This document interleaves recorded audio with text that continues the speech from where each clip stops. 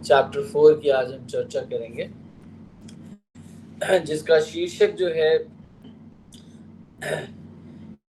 आज का शीर्षक है तपस्या या आत्मनिग्रह का अभ्यास। किस प्रकार से इस भौतिक जगत में व्यक्ति तपस्या कर सकता है, विच इज़ वेरी इंपॉर्टेंट। और इस संसार में बिना तपस्या के किसी को कुछ मिलता नहीं, भले ही वो भौतिक दृष्टि से हो चाहे वो आध्यात्मिक दृष्टि से, संघर्ष करना पड़ता है।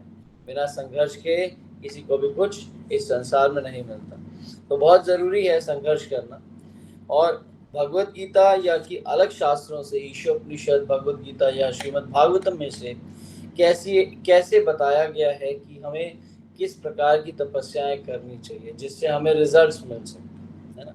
तो इसमें बहुत सारे एग्जाम्पल्स हैं, बहुत सारी उपमाएं हैं और बहुत सारे जो है व्याख्यान हैं जिसके माध्यम से हम समझ सकते हैं कि कैसे हमें इस संसार में हर चीज़ को प्राप्त करने के लिए तपस्या करना अति आवश्यक है। तो आज का जो शीर्षक है चैप्टर 4, तपस्या या आत्मनिग्रह। आत्मनिग्रह का मतलब होता है योर कॉन्शियसनेस, आत्मनिग्रह का अभ्यास, कि कैसे अपनी चेतना को आप कनेक्ट कर सकते हो। तपस्या का मतलब क्या, what is the meaning of तपस्या।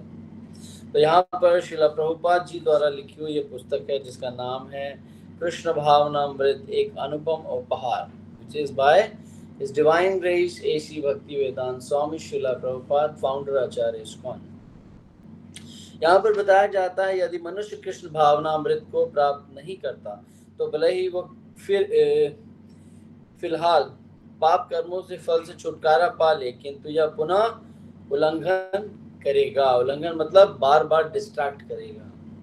भले ही आप कितना भी प्रायश्चित कर लो, अगर वो कृष्णा कॉन्शियस नहीं और गॉड कॉन्शियस नहीं है तो क्या होगा, बार बार ये आपके जीवन में आपको कष्ट देने वाला है, किंतु वह पुनः उल्लंघन करेगा। इसलिए परीक्षित महाराज ने कहा, क्या कहा, बार बार पाप करना और फिर पश्चाताप करना, और मुझे तो केवल समय का अपव्यय ही लगता है कि बार बार हमें क्या करना है, पाप कर्म करना है, फिर उसकी पश्चाताप करना है। इससे क्या फायदा है, हम हर रोज एक ही कार्य कर रहे हैं, हर रोज उसी चीज को दोहरा रहे हैं, फिर से उसी चीज के लिए भगवान से प्रार्थना मांग रहे हैं, है ना।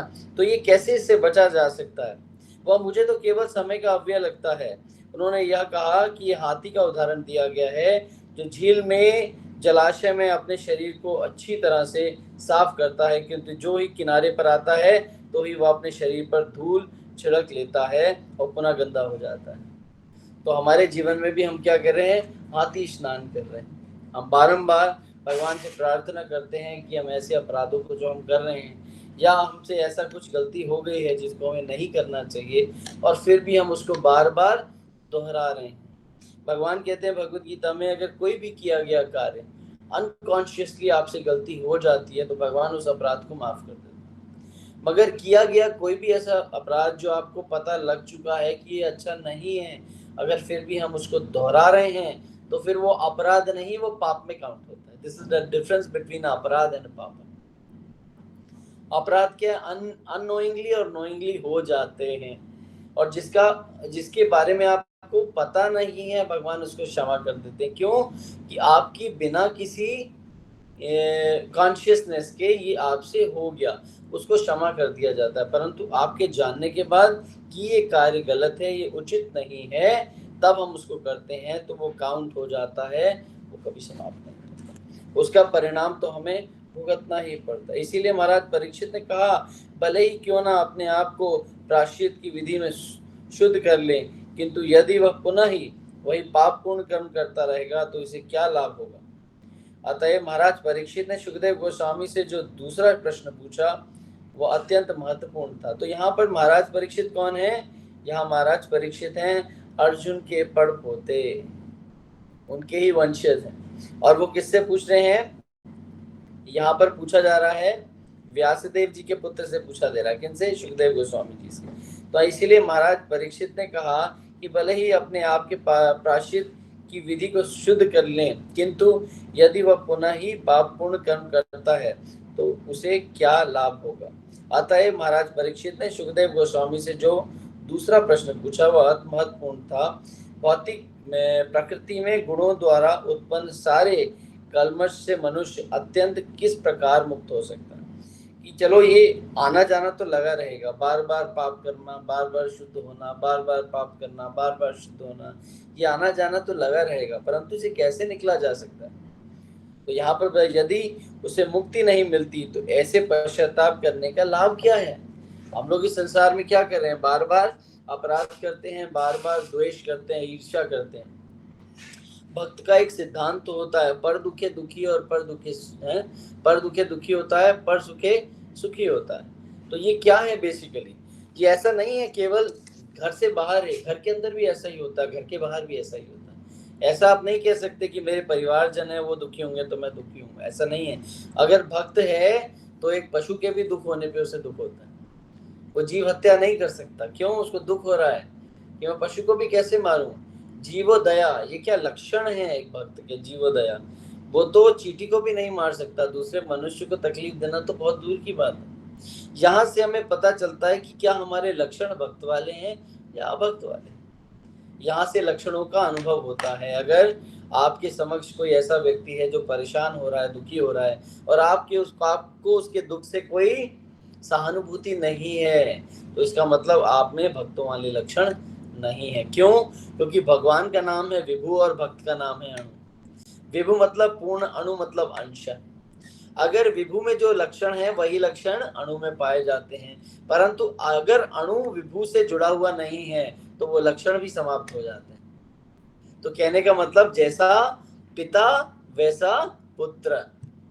जैसे पुत्र को देखोगे, जैसे लक्षण पुत्र दिखाएगा, इसका अनुमान हो जाएगा कि इसके पिता कैसे हैं। क्योंकि पिता को ही देख के पुत्र सीखता है, पुत्र को बताना नहीं पड़ता। मछली के बच्चे को कभी मछली तैरना नहीं सिखाती, कभी कोई ट्रेनिंग नहीं देती, वो जन्म लेते ही तैरने लगता है।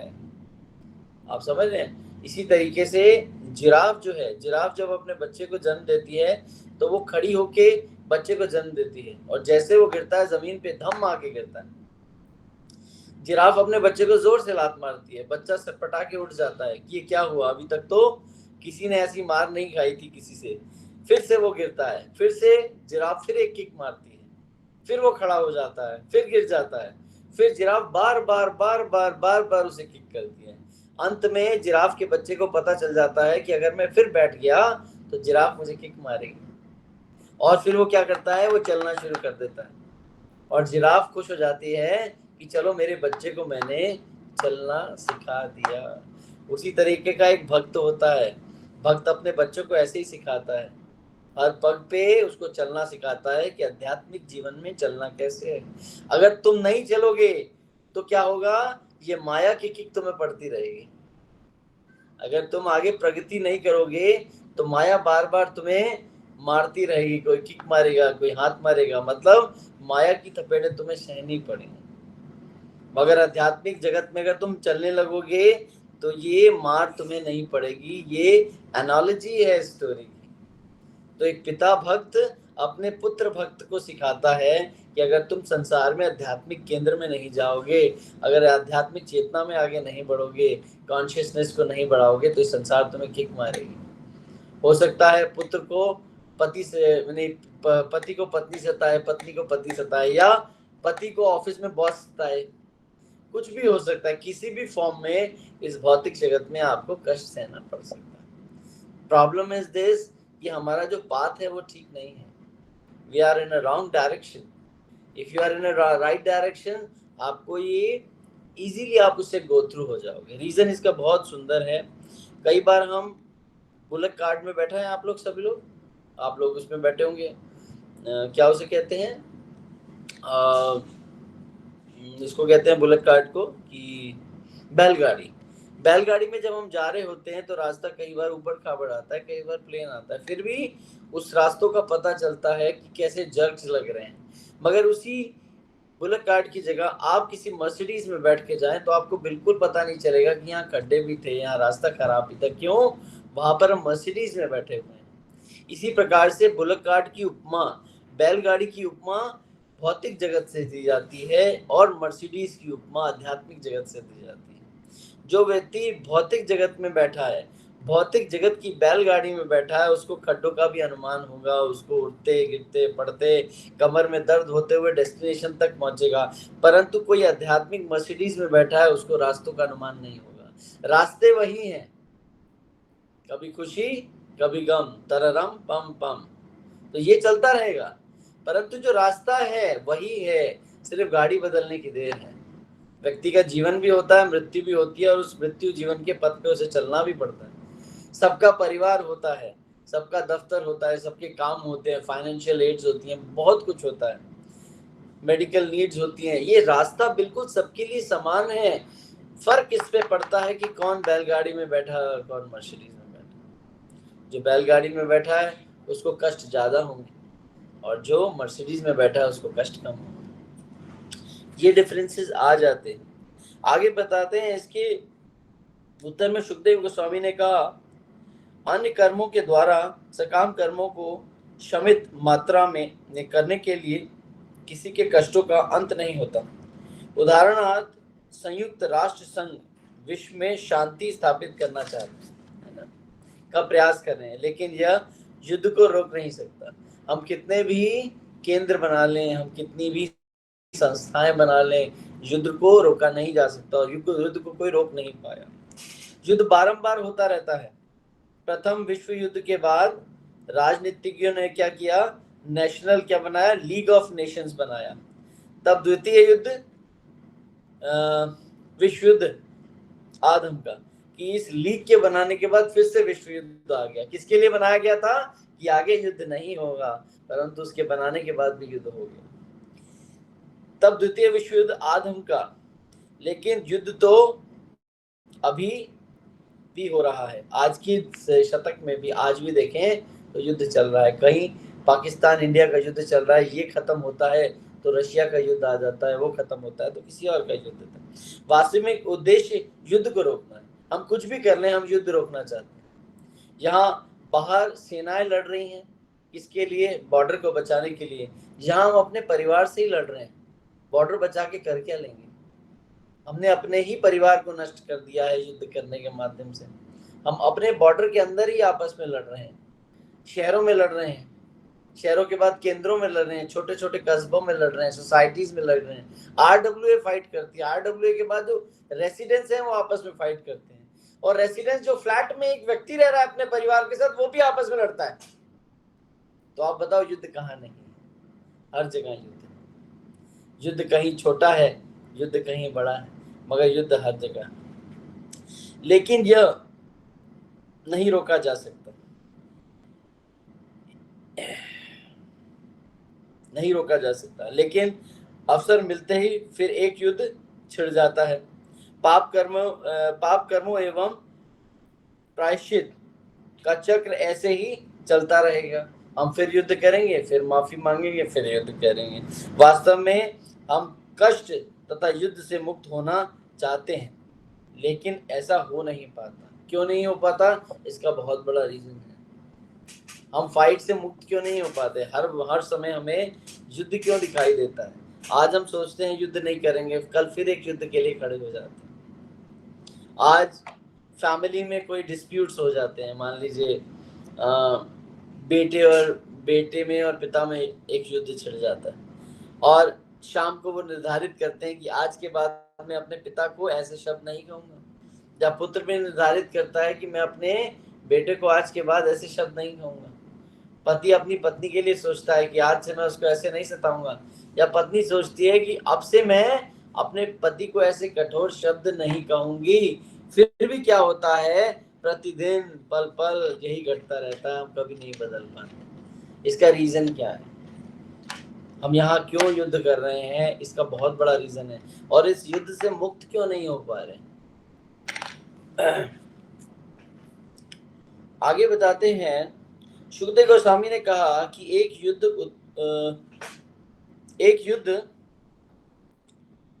उत्पात मचाता है, और दूसरा युद्ध कुछ काल के लिए उत्पात को रोक देता है, लेकिन यह इस समस्या का अंतिम हल नहीं है। सुखदेव गोस्वामी कहते हैं कि उत्पात अज्ञान के कारण घटित होता है। कि ये युद्ध क्यों छिड़ गया, because we are in ignorance. We are in ignorance, हमें नहीं पता है कि युद्ध क्यों हो रहा है। आगे कहा जाता है अविद्व अधिकारित्वातः, अधित्व का अर्थ है ज्ञान का अभाव, अधित्व अधिरातित्वातः प्राश्चितम विमर्शनम, वास्तविक प्रायश्चित ज्ञान में होता है कि if you know about the things you will regret, उस रिग्रेशन को माना जाएगा। अगर आप किसी चीज को जानते हैं कि why I am suffering and why I am fighting, और इससे निकला कैसे जा सकता है। एक होता है ज्ञान, दूसरा होता है विज्ञान। इसको समझिएगा थोड़ा, ये पुस्तक में नहीं है, मैं अलग से इसको समझा रहा हूँ। एक होता है ज्ञान और एक होता है विज्ञान। ज्ञान का मतलब होता है किसी चीज को जानना, और विज्ञान का मतलब होता है किसी चीज को जानने के बाद उस पर अमल करना। ये भेद होता है और ज्ञान और विज्ञान के अंदर। ज्ञान का मतलब है किसी चीज को समझ जाना, और विज्ञान का मतलब है उसको जीवन में अपना लेना, उसको विज्ञान कहते हैं। हम सुनते तो बहुत हैं, समझते भी सब कुछ है, मगर ज्ञान तक ही सीमित रह जाते हैं, कभी इसको विज्ञान में नहीं लेके आते। समझ रहे? आगे बताते हैं, तो फिर लड़ना भिड़ना क्यों और ऐसे सारे कष्ट क्यों हैं? जब तक ये क्यों के प्रश्न का मन में उठे रहेंगे, जीवन के उचित कर्तव्य की पूर्ति नहीं हो सकती। ये प्रश्न अवश्य उठने चाहिए। मैं क्यों कष्ट भोग रहा हूँ? मैं कहाँ से आया हूँ? मेरा वैधानिक स्थिति क्या है, मतलब कॉन्स्टिट्यूशनल पोजीशन। मृत्यु के पश्चात मैं कहाँ जाऊंगा? मुझे कष्टप्रद जीवन में क्यों रखा गया है? Why I'm suffering? Why I'm not happy? We all are suffering. Why I'm not happy? जन्म, मृत्यु, जरा तथा व्याधि क्यों है? जन्म मतलब बर्थ, मृत्यु मतलब डेथ, जरा मतलब बीमारी, ठीक है ना, बुढ़ापा, और व्याधि मतलब बीमारी। ये चार चीजें हर व्यक्ति फेस कर रहा है। यहाँ पर कोई है जो फेस नहीं कर रहा? Raise your hand. एनीवन जो चीजें फेस नहीं कर रहा? हर व्यक्ति को बीमारी होती है, हर व्यक्ति का बुढ़ापा आता है ना, ये सब फेस करते हैं लोग, है ना। और जन्म भी हुआ है, मृत्यु भी आएगी, बीमारी भी है और बुढ़ापा भी आएगा। हर व्यक्ति फेस कर रहा है, मगर व्यक्ति को ये नहीं पता कि हुआ है हम कौन है। We have a identity with our face, with name. क्या आप इस भौतिक जगत में हो? आज 50 साल, 25 साल, 80 साल बाद आपकी आइडेंटिटी क्या है? ये रहने वाली है। सो कहने का मतलब है decorate your consciousness rather than decorate your body. Body की डेकोरेशन जरूरी है, मैं ऐसा नहीं कह रहा हूं जरूरी नहीं है, but conscious is more important then your body. अगर आपने चिड़िया को पिंजरे में रखा और पिंजरे को साफ कर रहे हो, मगर चिड़िया को कुछ खाने को नहीं दे रहे हो, तो चिड़िया एक दिन मर जाएगी। पिंजरा चमकेगा मगर पिंजरे के अंदर चिड़िया नहीं होगी, फिर पिंजरा किसी काम का नहीं रहता। उसी तरीके की हमारी सोल है। We have a beautiful soul. We always decorate our body. We are not decorating our soul. इसीलिए हमारी कॉन्शियसनेस हमेशा क्या करती है? हम अपनी बॉडी से डील करते हैं, कभी अपनी कॉन्शियस से डील नहीं करते। जो भी हमारे समक्ष रहता है, हम ये नहीं सोचते हैं they all are human being, they all are part and parcels of God. We all are in the same position. कोई भी ऊंचा नहीं है, कोई भी नीचा नहीं है। सबको भगवान ने उसके पुराने प्रारब्धों के अनुसार जीवन दिया। ऐसा नहीं है वो ऐसा है या कैसा है, भगवान ने उसके पुराने कर्मास को देखते हुए उसको एक नवीन शरीर दिया है जिसमें वो रह रहा है। जब भगवान इस पे भेदभाव नहीं करते, और आप और हम कौन भेदभाव करने वाले। तो यहाँ पर आता है सबसे प्रथम बात जीवोदया, कि अगर हम कौन है हम ये समझ जाएं। We are part and parcel of the supreme Lord. मैं कहाँ से आया हूँ? We are a spiritual soul. इसीलिए तो खुशी मांगती है, क्योंकि भगवान के जगत में कभी दुख नहीं होता, इसलिए हम हमेशा खुश रहना चाहते हैं। और हमारी कॉन्स्टिट्यूशनल कहते हैं ना वैधानिक स्थिति क्या है? That we are all are servant of the supreme Lord. इसीलिए घर में बच्चे की, पति की, माँ बाप की, सबकी सेवा करते हो, बिकॉज आपका कॉन्स्टिट्यूशनल पोजीशन ही सेवा करना है। आप समझ रहे हो? भगवान की प्रेम का अनुभव तब होता है जब किसी माँ का बच्चा बीमार होता है। समझ लो आप समझो इस बात को। I'll give you example. It's a very beautiful example. कि कभी किसी माँ का बच्चा बीमार हो जाए तो माँ की क्या स्थिति होती है वो माँ जान सकती है। किसी किसी मदर का बच्चा बीमार हुआ, यस, सबका हुआ होगा। तो एक माँ की स्थिति क्या होती है, वो करुणा से इतनी भर जाती है कि वो सोच नहीं पाती कि मैं इसके लिए क्या करूं, उसके लिए जान भी न्यौछावर होने को तैयार हो जाती है। सोचो इस भौतिक जगत में जिस माँ और बच्चे का सिर्फ जन्म का रिश्ता कब तक का है, मैक्सिमम 70-80 साल का। अगर टेंटेटिवली सोचा जाए तो माँ अपने बच्चे के साथ कितने साल रह सकती है? हाँ, शादी के बाद 25 साल निकाल दो, अगले 25 और अगले 25 और अगले 25, 75 साल, 70-80 ईयर्स। और भगवान से हमारा तो जन्म जन्मांतर का रिश्ता है। अगर हम कष्ट में हैं तो सोचो हमारे भगवान को कितना कष्ट होता होगा। आप तो यहाँ कुछ सालों की बात कर रहे हो, वहां तो जन्म जन्मांतर का रिश्ता है, ना आदि है ना अंत है। कब से हम उनके पार्ट एंड पार्सल्स हैं। सोचो भगवान की करुणा का अनुमान लगाओ कि जब माँ को इतनी पीड़ा होती है तो भगवान को कितनी पीड़ा होती है। जब बच्चा बीमार हो जाए और जब बच्चा पद भ्रष्ट हो जाए, जिस रास्ते पे उसको चलना है उस रास्ते से भटक जाए, तब क्या होगा? बच्चा बीमार तो दूर की बात है, नजरों से ओझल होने पे भी माँ छटपटा उठती है। तो सोचो भगवान क्या सोचते होंगे हमारे बारे में। आगे बताया जाता है इस सब प्रश्नों की किस तरह हल किया जाए, ये सुखदेव गोस्वामी से परीक्षित महाराज पूछते हैं। सुखदेव गोस्वामी कहते हैं, नाश्यतः पश्यम एकान्नः व्याधो विनंति एवं निकृदम राजन शनय क्षेमाय कल्पते। यदि मनुष्य सचमुच रुग्ण जीवन को रोकना चाहता है, रुग्ण मतलब वेरी डिस्टर्ब्ड लाइफ, रुग्ण जीवन को रोकना चाहता है तो उसे नियामक सिद्धांतों का पालन करना पड़ेगा। जैसे एक मनुष्य को जीना होता है वैसे ही उसे जीना पड़ेगा। पशु और मनुष्यों में भेद रखना पड़ेगा। जो पशु कर रहा है वो मनुष्य को नहीं करना है, और जो मनुष्य कर रहा है वो पशु नहीं कर सकता। यदि कोई व्यक्ति अपने रोग को अच्छा करने के लिए चिकित्सक द्वारा बताए गए कार्यक्रम के अनुसार नहीं चलता तो अच्छा नहीं हो सकता। इसी प्रकार से यदि कोई वैदिक ज्ञान के द्वारा दिए गए परामर्श के अनुसार चिंतन नहीं करता तो वो बुद्धिपूर्वक कार्य नहीं कर सकता। तो फिर वह जीवन की समस्याओं का अंत किस तरह कर सकता है? केवल प्रायश्चित करने से कष्टों का क्षणिक शमन हो सकता है, किंतु वह पुनः पुनः क्या होगा? उभर जाएगा। कि अगर आप प्रायश्चित कर रहे हो तो कुछ समय तक तो रिलीफ मिलेगा, बाद में दोबारा आ जाएगा। क्योंकि हम मनमाना जीवन चला रहे हैं, हम कभी शास्त्रों को सुनते नहीं हैं। भले ही आजकल शास्त्रों से कोई लेना देना नहीं हो लोगों का, परंतु शास्त्र सुने तो जा सकते, मगर शास्त्रों को सुना तो जा सकता है ना। आगे सुखदेव गोस्वामी कहते हैं कि भौतिक या पाप कर्म जीवन में हम हर तरह कर्म करने की हमें पाप करने के लिए बाध्य होना पड़ता है। जीवन के परिणाम स्वरूप हमें कष्ट भोगना पड़ता है, बात ऐसी ही है। और यदि हम कष्ट भोगने तथा दंडित होते रहने इस चक्र को समाप्त करना चाहते हैं तो हमें ज्ञान में प्रगति करनी होगी। We should learn. अगर हम ऐसे कष्टों से दूर होना चाहते हैं, अगर हम अपनी मिजरीज को दूर करना चाहते हैं, we want to get away from this all problems, तो हमें क्या करना पड़ेगा? हमें एक राइट पाथ चुनना पड़ेगा। इसीलिए कहा जाता है you should associate with those people who are experienced.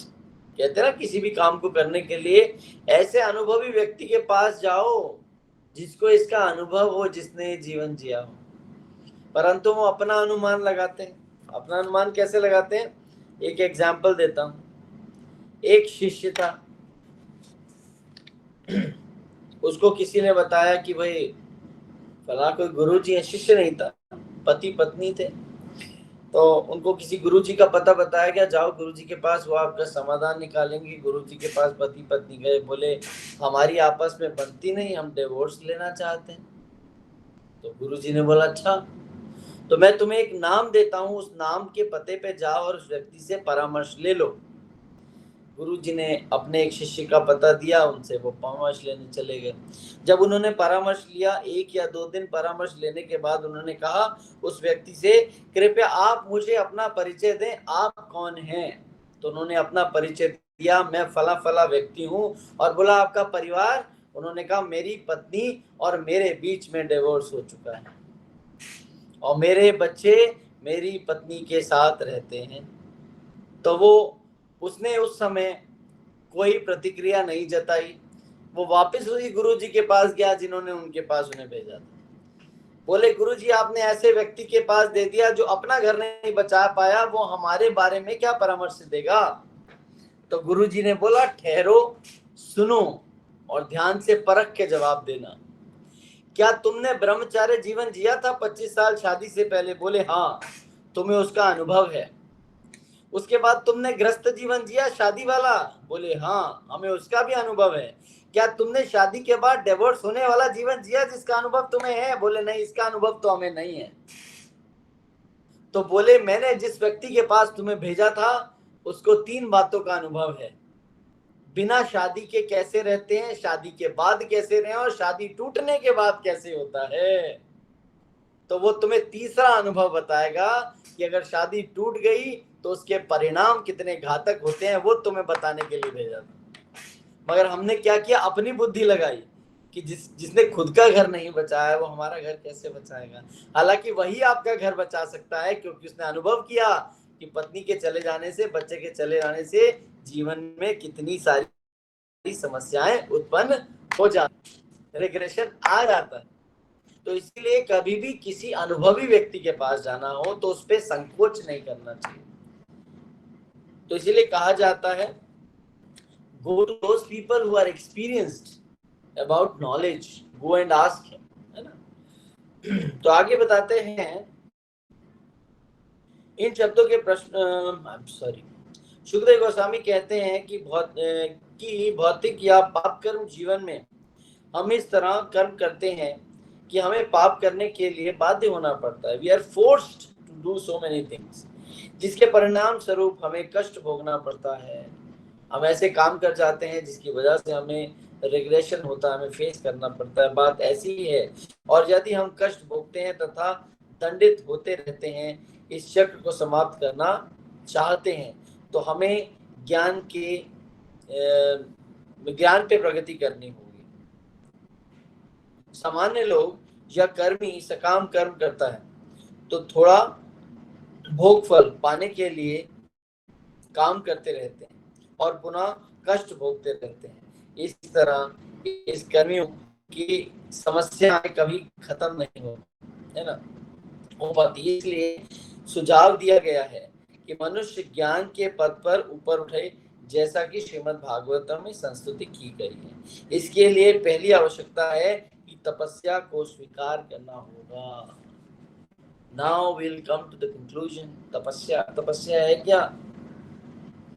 ये तपस्या है क्या एक्चुअली? पहली आवश्यकता क्या बताई? तपस्या का स्वीकार करना होगा। यदि डॉक्टर किसी मधुमेह के रोगी को कुछ दिन तक उपवास करने के लिए सलाह देता है तो यह किसी को अच्छा नहीं लगता, किंतु यदि रोगी स्वस्थ होना चाहता है तो उसे स्वेच्छा से उपवास करना चाहिए। मधुमेह समझते हैं क्या होता है? मधुमेह शुगर की बीमारी, जिसकी शुगर बढ़ जाती है उसको डॉक्टर कुछ समय के लिए उपवास करने को कहता है। अगर वो नहीं करता है तो उसकी बीमारी बढ़ जाती है। ऐसा करने की क्षमता शुभ है, मतलब अच्छी है, और मनुष्य जीवन का यही उद्देश्य है। निस्संदेह वैदिक संस्कृति तपस्या और आदेश देती है और भारत में अनेक तपस्वियों को तपस्या करते देखा जा सकता है। जाड़ों में गर्दन तक पानी में खड़े रहते हैं और ध्यान करते हैं। शीत ऋतु में पानी में खड़े रहते हैं और ध्यान करते हैं, लेकिन वे स्वेच्छा से ऐसा करते हैं। ग्रीष्म ऋतु में भी वे अपने चारों ओर अग्नि जलाकर लपटों के बीच बैठते हुए ध्यान करते हैं। ये उस कठोर तपस्या के कतिपय उदाहरण हैं जिसमें भारत के अनेक साधु हैं। तो यहाँ पर क्या है, साधु तपस्या करते हैं, मगर आज आपको ये तपस्या नहीं करनी। भगवान आज एक सुविधा दे रहे हैं, जैसे द्वापर सतयुग, द्वापर त्रेता कलयुग। अब इसमें क्या है, त्रेता कलयुग में क्या है, कलयुग में आपको नाम दिया गया है, इससे पहले आपको यज्ञ दिया गया था, उससे पहले आपको क्या है, विग्रह सेवा दी गई थी। परंतु आज केवल नाम के आधार पे आप उस स्थान तक पहुंच सकते हो जिसके लिए करोड़ों करोड़ों साल लोगों ने तपस्या की है, हजारों साल यज्ञ किए हैं, मगर आज केवल भगवान के नाम से उसी फल को आप प्राप्त कर सकते हैं। हरे नाम हरे नाम हरे नाम एव केवलम कलव नास्ते व नास्ते व नास्ते गते।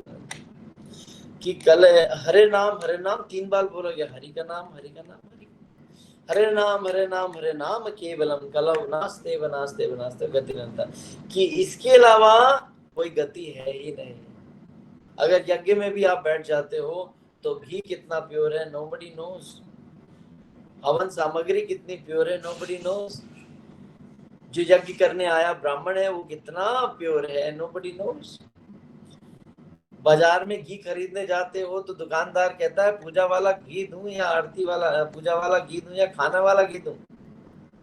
सो आप इसी से समझ जाओ कि कितनी कंटामिनेशंस हैं, ये कैसे पूरी होंगी आप यज्ञ करने बैठे हो। तो यज्ञ की पूर्ति तो तभी हो सकती है जब भगवान का शुद्ध नाम लिया जाए, वरना पूर्ति आपूर्ति में बदल जाती, कभी पूर्ति नहीं हो सकती। When you chant of the holy name of Lord, you will succeed. जीवन काल में कितनी भी अशुद्धियां क्यों ना आ जाए, पवित्रता तभी आती है जब भगवान का स्मरण किया जाता है। सुख में सिमरण दुख में सिमरण सब करें, सुख में करे ना होए। सुख में सब भूल जाते हैं, थोड़ा सा बैंक बैलेंस अप होता है सब भूल जाते हैं, थोड़ा सा लो होता है भगवान याद आने लगते हैं। पड़ोसी ने बता दिया साईं बाबा की पूजा करो तो धन की वर्षा होगी, साईं बाबा की पूजा करने लगते हैं। और तो कोई और बता देता है तुम्हारे पे शनि भारी है तो शनि महाराज को तेल चढ़ाने लगते हैं। शनि बाबा से फ्री होते हैं तो कोई कहता है हनुमान जी की पूजा कर लो, तो कोई हनुमान जी की 7 बार चालीसा पढ़ते हैं कि हनुमान जी थोड़ा तो उद्धार कर देंगे हमारा। मगर हनुमान जी क्या है, हनुमान जी का नाम है क्या बड़ा सुंदर नाम है, क्या है मालूम है आपको? हनुमान जी का एक बहुत सुंदर नाम है? भगवान अर्जुन के और अर्जुन के रथ पे भगवान बैठे थे, उनका नाम था कपिध्वज। क्या था? कपिध्वज। हनुमान जी का एक नाम है कपिध्वज, कि जो भक्त है जिसके साथ भगवान है, हनुमान उनके सिर पे आके बैठ जाते हैं और कभी उसकी हानि नहीं होने देते। समझ में आया? जब भगवान बने सारथी अर्जुन के तो उस रथ पे हनुमान बैठे, कपिध्वज उनका नाम है, कि वो हमेशा जीत की फतह को लहराते रहते हैं कि इस भक्त की कभी हार नहीं होगी, क्योंकि इसने सारे संसार में क्या छोड़ दिया, इसने संसार में सेना को छोड़ दिया केवल भगवान को प्राप्त करने के लिए। क्या चाहिए, सेना चाहिए या भगवान? उसने कहा नहीं, मुझे तो भगवान चाहिए, सेना दुर्योधन को दे दो। तो जितनी भी आपकी क्षमताएं हैं, जो भी आपको दिख रहा है आसपास, वो सब छोड़ के भगवान की आध्यात्मिक जीवन या ज्ञान के क्षेत्र में प्रगति नहीं कर सकते। यदि हम तपस्या की विधि को ग्रहण करके खाने सोने संभोग करने तथा रक्षा करने की पाश्विक प्रवृत्तियों के में लगे रहें तो हमारा मनुष्य जीवन निरर्थक हो जाएगा। आहार निंद्रा भय मैथुन। आहार मतलब खाना, निंद्रा मतलब सोना, भय मतलब अपनी प्रोटेक्शन करना, है ना, और मैथुन मतलब संभोग की दृष्टि रखना। तो ये तो हर जीवन में हर पशु कर रहा है। इस जीवन में जो जन्म लेता है वो शुक्र जन्म लेता है। शुक्र मतलब हर जीव शुक्राणु से पैदा होता है, चाहे वो पशु हो चाहे वो मनुष्य हो। मनुष्य और पशु में इतना भेद है कि मनुष्य चेतवान है, वो सोच सकता है, वो पूछ सकता है, वो कह सकता है, पशु ये कार्य नहीं कर सकता। मनुष्य में परख है चुनने की, पशु में नहीं है। एक पशु के सामने दूसरा पशु कट रहा होता है बकरीद में, और दूसरे पशु को लेके जाते हैं, वो कटने से पहले भी घास चल रहा होता है और कटने के बाद तो उसका हरिबोल हो जाता है। परंतु देखो उसको अनुमान ही नहीं होता कि मैं कटने वाला हूं। मगर मनुष्य विवेकवान है, थोड़े से में भाव जाता है कि मेरा अच्छा किसमें है और बुरा किसमें है। ये भेद है। तो हमारा मनुष्य जीवन निरर्थक होगा। यदि कोई व्यक्ति हमारे कृष्ण भावना अमृत संघ का दीक्षित सदस्य बनना चाहता है तो सर्वप्रथम हम उसे तपस्या करने की कहते हैं। तो जब हम हमारे यहाँ कोई आता है, हमें इस्कॉन में जुड़ना है, क्या करना होगा? बोले 4 नियम पालन करने होंगे। पहला, भगवान के नाम का जप करना होगा। दूसरा, अवैध संबंध छोड़ने पड़ेंगे। जो एक्सटर्नल अफेयर्स चल रहे हैं अगर किसी के, तो वो छोड़ने पड़ेंगे। और क्या करना पड़ेगा? इंटॉक्सिकेशन छोड़ना पड़ेगा किसी प्रकार का। अगर तुम नशा करते हो तो वो छोड़ना पड़ेगा। किसी प्रकार का तुम जुआ खेलते हो तो वो भी छोड़ना पड़ेगा। ये 4 नियम है, 4 प्रवृत्तियां हैं जिससे हमारी मनुष्य होने की सफलता जब प्राप्त होती है तब भक्त बनने की सफलता मिलती है।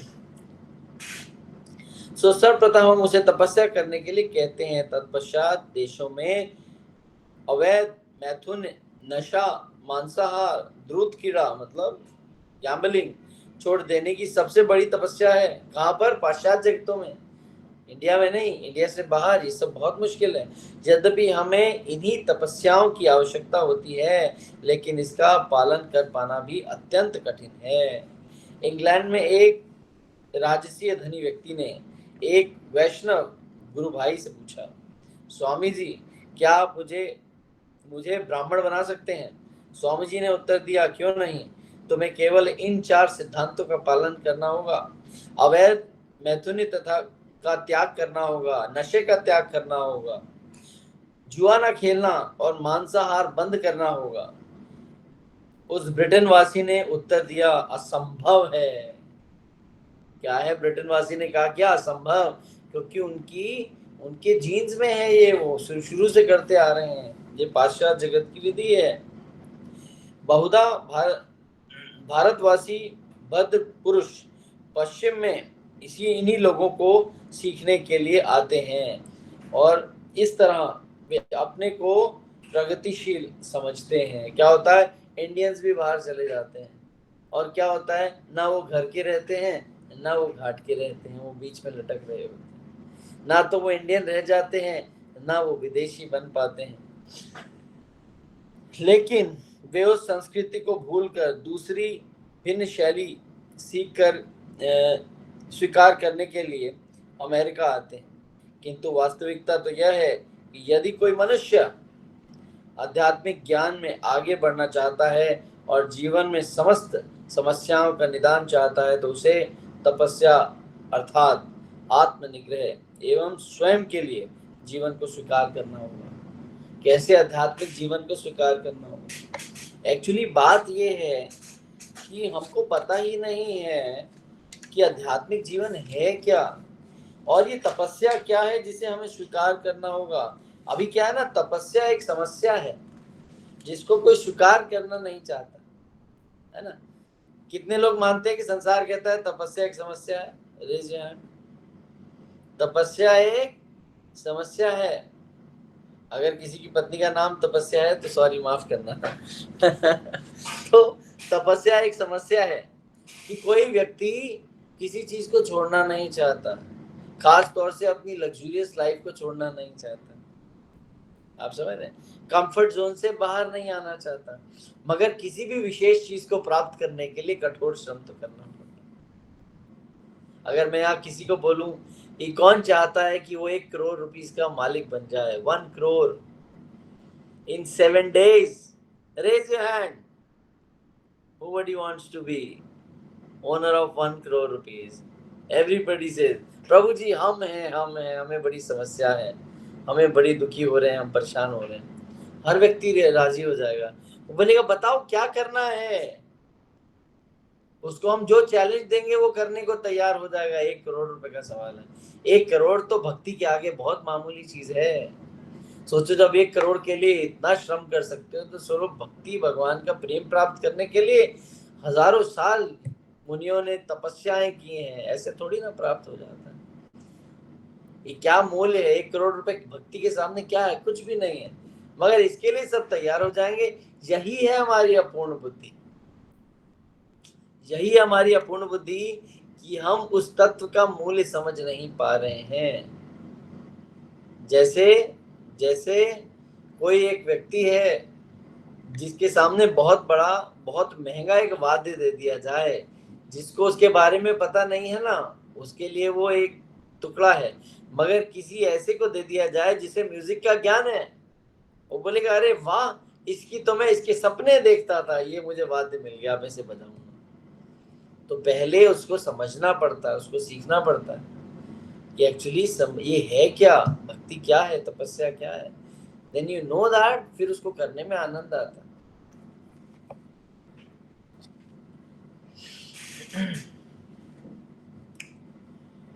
आगे बताते हैं।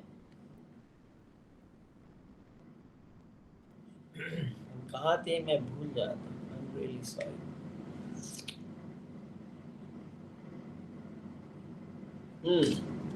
कुछ ना कुछ तपस्या तो अनिवार्य है। इसके बिना मनुष्य आध्यात्मिक जीवन या ज्ञान के क्षेत्र में प्रगति नहीं कर सकता। यदि हम तपस्या की विधि को ग्रहण करने, खाने, सोने, संभोग करने तथा रक्षा करने और पाश्विक प्रगति करने में लगे रहेंगे तो मनुष्य जीवन निरर्थक हो जाएगा। आगे बताया जाता है यह स्वयं मनुष्य के लिए है, पशुओं के लिए नहीं है। क्या? तपस्या। इसमें नित्य ही अपने सामान्य व्यवहार में प्रतिबंधों में से पाला पड़ता है।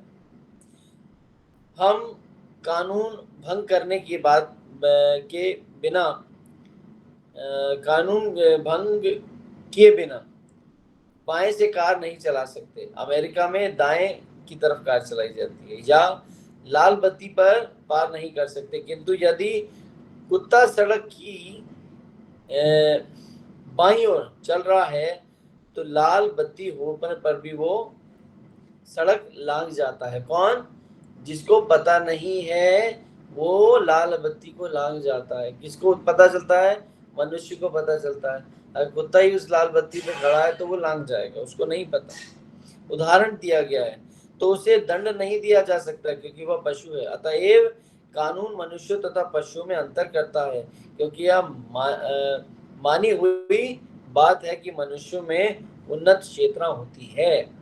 यदि हम विधि विधानों का पालन न करें तो पुनः पशुता को प्राप्त हो जाएंगे।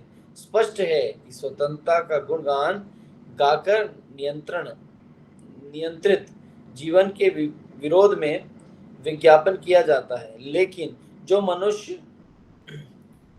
वस्तुओं को यथारूप में देखते हैं वे जान सकते हैं कि समस्त प्रकार के प्रतिबंधों में स्वतंत्रता का अर्थ पशु जीवन है।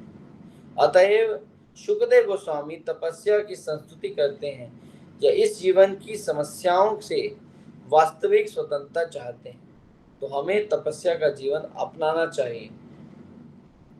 भौतिक जीवन में बंधन इसका एकमात्र विकल्प है। तपस्या क्या है? तपस्या का पहला सिद्धांत है कि ब्रह्मचार्य अर्थात नियंत्रित यौन जीवन। ब्रह्मचार्य का वास्तविक अर्थ है काम और मैथुन का संपूर्ण परित्याग करना। तो यहाँ जीवन काल के 4 विभाजन किए गए हैं। पहला विभाजन किसका है? व्यक्ति के 25 साल, जिसमें उसको बहुत ही शुद्धता से जीना होता है। परंतु आज की जो संसार है वो भूल गया है कि 25 साल से व्यक्ति पहले ब्रह्मचार्य जीवन का पालन करता है। मगर आज वो ब्रह्मचार्य जीवन का पालन भी करे, परंतु सोशल मीडिया ने उसको इतना कंटामिनेट कर दिया है कि वो 25 साल तक तो स्वच्छता से पहुंच भी नहीं पाता है। आगे बताते हैं, वैदिक संस्कृति के अनुसार जीवन के प्रारंभ में ब्रह्मचार्य में नियमों का कठोरता से पालन करना चाहिए। तरुण होकर ब्रह्मचारी व्यवहार कर सकता है और गृहस्थ बनकर मैथुन्य कर सकता है। जब सेक्स लाइफ होती है कब? ब्रह्मचारी लाइफ के बाद। मगर यहाँ कंटेमिनेट पहले ही हो जाता है, वहां तक तो पहुंच ही नहीं पाता। वहां भी पहुंचकर उसका क्या होता है सिद्धांत कि मैं भगवान का भक्त हूं। यहाँ पर भी वो इंजॉयमेंट की सेंस कॉन्शियस में नहीं रहता। उसे कहता है कि मेरे को कर्तव्य दिया गया है, मेरी एक पत्नी है, मुझे अपनी पत्नी के साथ व्यवहार करके संतान उत्पन्न करनी है और हम अपने बच्चों के साथ कृष्ण भक्ति में संलग्न होंगे। इसीलिए जब ब्रह्मचार्य के बाद गृहस्थ जीवन में प्रवेश होता है तो विवाह संस्कार होता है। विवाह संस्कार के बाद दूसरा संस्कार होता है गर्भधान संस्कार, जब पति पत्नी भगवान से प्रार्थना करते हैं कि हमें ऐसा शिशु दो जिसको हम भक्त बनाएं, और गर्भधान संस्कार के बाद वो पति पत्नी प्लानिंग करते हैं और उसके बाद जब बच्चा होता है तो उसका सबसे पहला संस्कार होता है, फिर उसका जन्म संस्कार होता है, उसको कहते हैं शुक्र संस्कार सबसे पहले। तो इस तरीके से संस्कार बताए गए हैं, जन्म संस्कार से लेकर अंतिम तक 24 संस्कार मनुष्य को करने होते हैं। ये आध्यात्मिक जगत का क्षेत्र है, हम आध्यात्मिक हैं, हम पशु नहीं हैं, हम मनुष्य हैं। भगवान अब यहाँ शास्त्र में हमारे लिए निर्धारित रूप से जो है नियम बनाए गए हैं, निर्धारित रूप से हमारे लिए संस्कार बनाए गए हैं। हम एक पत्नी के साथ रहते हैं आजीवन तक, पशु नहीं रहते। पशु अलग अलग योनियों में अलग अलग स्थानों में जाते हैं, अलग अलग क्षेत्र बनाते हैं। कई पशु के साथ कई पशुओं के अनेक बच्चे होते हैं, मगर यहाँ क्या है, पति पत्नी और एक परिवार होता है, आजीवन वो साथ रहते हैं। तो ये डिफरेंस है पशु योनि में और मनुष्य योनि में। तो आगे बताते हैं, वैदिक संस्कृति के अनुसार जीवन के प्रारंभ में ब्रह्मचारी के नियमों का कठोरता से पालन करना चाहिए। तरुण होकर ब्रह्मचारी व्यवहार हो सकता है और ग्रस्त बनकर मैथुन कर सकता है, लेकिन ब्रह्मचारी की अवस्था में मैथुन सर्वथा वर्जित है। वर्तमान युग में लोग तपस्या के अभ्यास से पतित हुए हैं, है ना, क्योंकि उन्हें तपस्वी जीवन बिताने की शिक्षा नहीं दी जाती। कौन सा स्कूल सिखा रहा है? किसी स्कूल में बताया जाता है कि ब्रह्मचारी जीवन क्या होता है? जब तक बेचारा 18 साल तक पहुंचता है, 12वीं में पहुंचता है, तब तक तो ब्रह्मचारी जीवन उसका बेचारे का खराब हो चुका होता है। कौन सा स्कूल बताता है डोंट बी कंटामिनेट? तुम्हें कॉन्शियसली कंटामिनेशन नहीं करना है, अपनी चेतना को भी नहीं खराब करना है। वो 12वीं तक तो बिल्कुल बिगड़ चुका होता है बच्चा, वो क्या ग्रस्त जीवन में जाएगा जिसका विद्यार्थी जीवन अच्छा नहीं हुआ। 18वां साल तक तो स्कूल उसको बर्बाद कर देता है कि बेटा खाना कमाना कैसे है, इसके अलावा कुछ नहीं सीखना। अब सोचो अगर वो मैरिड लाइफ में पहुंच जाता है और पति पत्नी के बीच में बात नहीं बनती है, अगर दोनों आपस में लड़ रहे होते हैं, तो किसकी गलती है? ये उन शिक्षकों की गलती है जिसने ग्रस्त जीवन के बारे में कभी बताया नहीं। मगर पहले गुरुकुल में बताया जाता था, बेटा 25 साल प्योरिटी से रहना है, फिर 25 साल ग्रस्त जीवन में फिर प्योरिटी से रहना है। 25 साल के बाद जब 25-50 हो जाए तो वानप्रस्थ मतलब डिटैचमेंट लाइफ में फिर प्योरिटी से रहना है, और जब 75 पूरे हो जाए तो फिर संन्यास लाइफ जिसे कहते हैं रिनंसिएशन लाइफ, उसमें फिर प्योरिटी से रहना है। तो 1 2 3 4 ये चारों जीवन में तुम्हें प्योरिटी से रहना है, मगर यहाँ प्योरिटी तो 18 साल से पहले ही भंग हो जाती है। How will survive? This is called a murder. एक व्यक्ति की चेतना को जब मार दोगे तो उसका शरीर क्या करेगा? वो तो मृत के समान है, उसके शरीर में और पशु के शरीर में कोई अंतर नहीं रह जाता। एक चिड़िया अपने घोंसले से निकलती है, 4 कीड़ों को उठाती है और अपने घोंसले में लाके अपने बच्चों के मुंह में डाल देती है। हम क्या करते हैं? हम रोज उड़ के जाते हैं परिंदे बनकर और अपने अपने दफ्तरों से जाते हैं, दाना चुगते हैं और अपने बच्चों के मुंह में डाल देते हैं। इससे ज्यादा हम कुछ नहीं करते। हम कभी अपने बच्चों को वो चेतना नहीं देते जो हमें देनी चाहिए। धिक्कार है हमारे ऊपर, हमें चेतना देनी चाहिए। That is very important.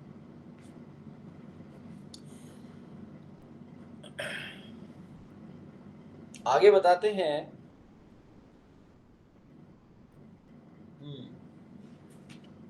आज का विषय यही समाप्त करते हैं, आगे की चर्चा हम आगे सतर्क में करेंगे। हरे कृष्णा।